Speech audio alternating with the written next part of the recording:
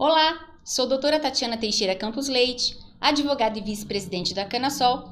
Em parceria com o portal RCIA, vamos às nossas notícias e temas jurídicos.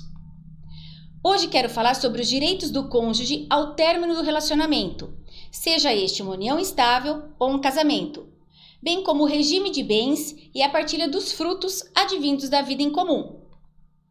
Para entendermos a partilha de bens, primeiramente devemos saber quais são as diferenças entre os tipos de relacionamentos e como funciona cada um deles. Vejamos. A união estável se configura pela convivência pública, contínua e duradoura de um casal, com o objetivo de constituição de família, não havendo prazo mínimo dessa convivência fixado em lei. Enquanto o estado civil muda quando há o casamento, na união estável não há qualquer alteração.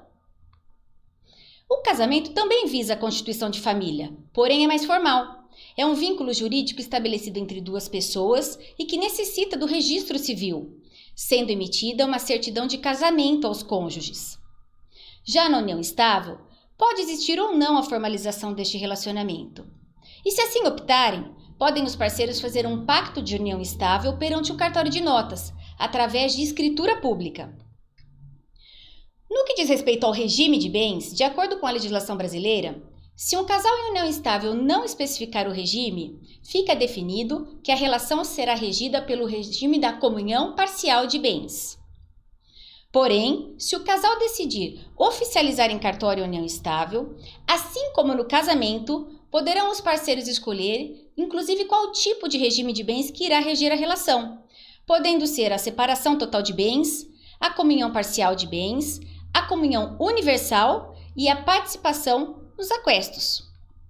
Vale lembrar que no Brasil, casais heterossexuais e homossexuais possuem o mesmo direito de terem a união estável e o casamento civil reconhecidos.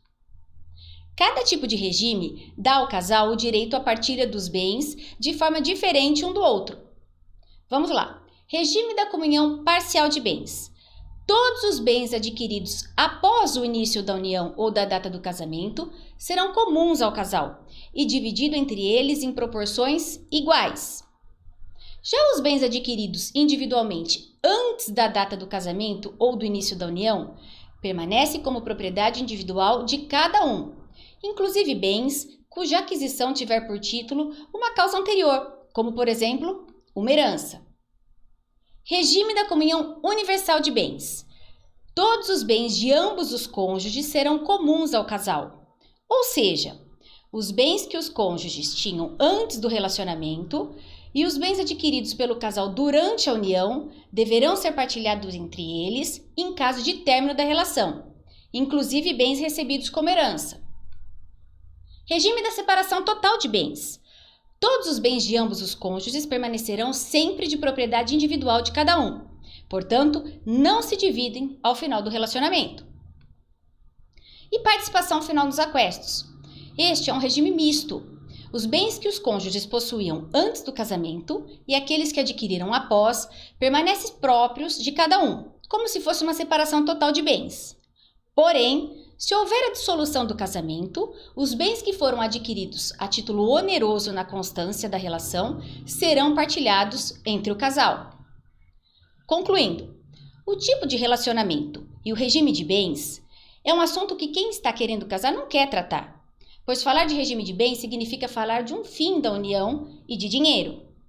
Mas é necessário pensar nisso, já que a adoção de um regime de bens por impulso ou mal pensado pode causar grandes prejuízos às partes, brigas judiciais, além de enorme desgaste emocional em um momento tão delicado como é o de uma ruptura conjugal.